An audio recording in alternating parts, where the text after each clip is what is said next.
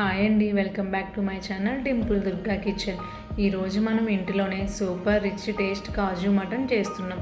ఈరోజు మనం కాజు ముక్కలతో జ్యూసీగా ఫుల్ ఫ్లేవర్తో ఉన్న కాజు మటన్ రెసిపీ చేసుకుందాం. వీడియో చివరి వరకు చూడండి.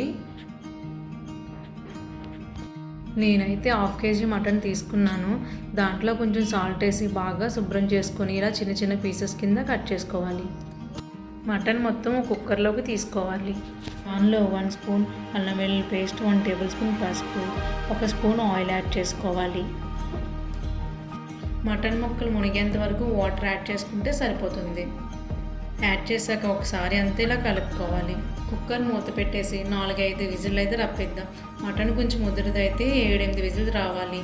ఇప్పుడు స్టవ్ ఆన్ చేసి కుక్కర్ని అయితే పెట్టేసి విజిల్ రప్పిద్దాం. ఇప్పుడు వేరే కడాయి తీసుకుని దానిలో 6 టేబుల్ స్పూన్ ఆయిల్ అయితే యాడ్ చేసుకుందాం. కొంచెం ఆయిల్ ఎక్కువ పడుతుంది.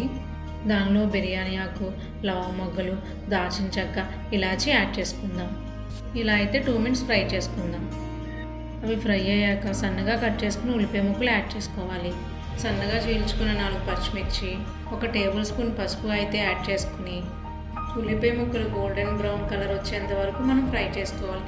ఇలా గోల్డెన్ బ్రౌన్ కలర్ వస్తేనే గ్రేవీకి మంచి టేస్ట్ అనేది వస్తుంది.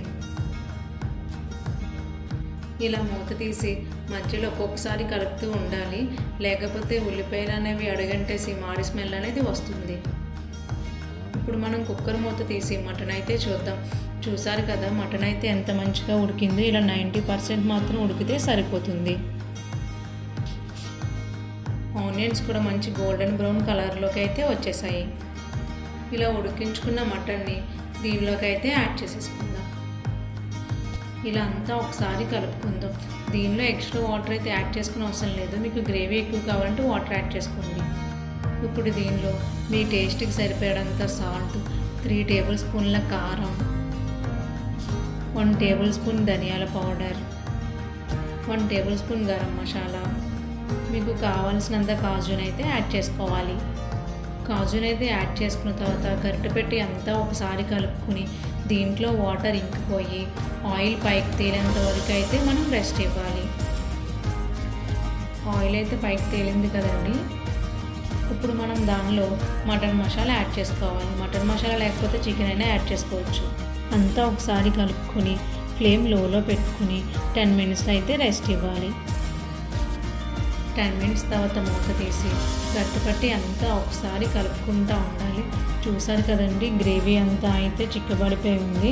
ఇప్పుడు మనం దీంట్లో ఫైనల్గా కొత్తిమీర చల్లి స్టవ్ ఆఫ్ చేయండి. మన కాజు mutton ready.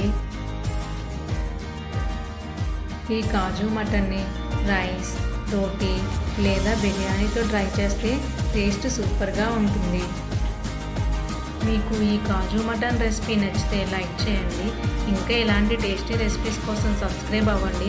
Dimple Durga కిచెన్ని support చేయండి. మళ్ళీ కలుద్దాం ఇంకో సూపర్ రెసిపీతో. Thank you for watching.